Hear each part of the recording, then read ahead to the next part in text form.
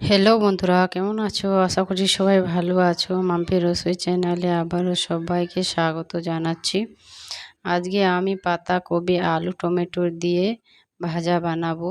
এই রেসিপিটি দিয়ে খেতে অনেক মজার একটি রেসিপি। চলো স্টার্ট করি। এখানে আমি একটা বাউলে নিয়েছি পাতাকপি কেটে নিয়েছি ভালোভাবে ধুয়ে।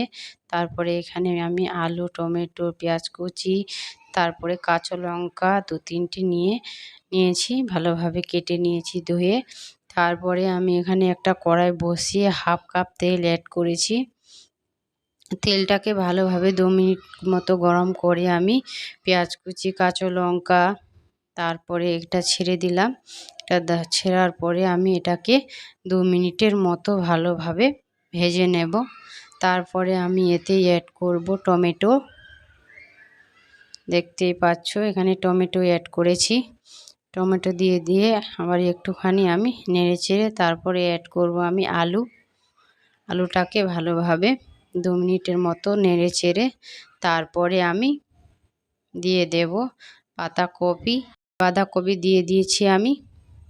তোমরা দেখতেই পাচ্ছ, পাতাকপি বলো বা বাঁধাকপি বলো, যাই বলো না কেন আমাকে একটু কমেন্ট করে বলবে তোমরা কি বলো। তারপরে আমি এখানে অ্যাড করেছি 1 টিস্পুন হলুদ গুঁড়ো, 1 টিস্পুন লবণ, তারপরে অ্যাড করব আমি 1 টিস্পুন জিরে গুঁড়ো, তারপরে 1 টিস্পুন লঙ্কা গুঁড়ো দিয়ে এটাকে ভালোভাবে নেড়ে চেড়ে নেব যাতে মশলাগুলো ভালোভাবে ঢোকে। ভালোভাবে এখন আমি এটাকে ভালোভাবে নেড়ে চেড়ে নিচ্ছি। দেখতেই পাচ্ছ এভাবে ভালোভাবে নেড়ে চেড়ে আমি 2 মিনিটের মতো এখানে ঢাকনা দিয়ে দেব সিদ্ধ করার জন্য।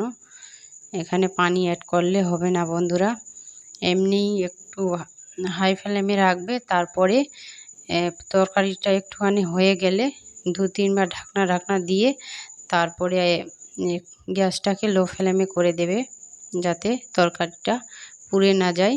দেখতেই পাচ্ছ এরকম করে রান্না করে নিতে হবে।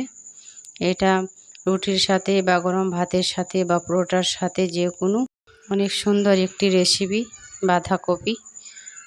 তোমরা কি বলো আমাকে কমেন্ট করে জানাবে। আমার যদি ভুলভাল হয় একটু কমেন্ট করে জানাবে। তারপরে আমি অ্যাড করেছি এখানে ধনে কুচি। এটাকে আমি পরে দিচ্ছি, রান্না হয়ে গেলে আমার তারপরে এটা দিয়ে দিই।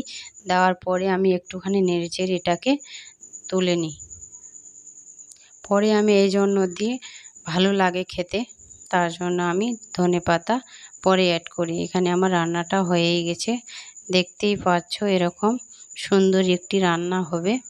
তোমাদেরকে ভালো লাগবে, একবার হলেও ঘরে বানিয়ে খাবে বন্ধুরা।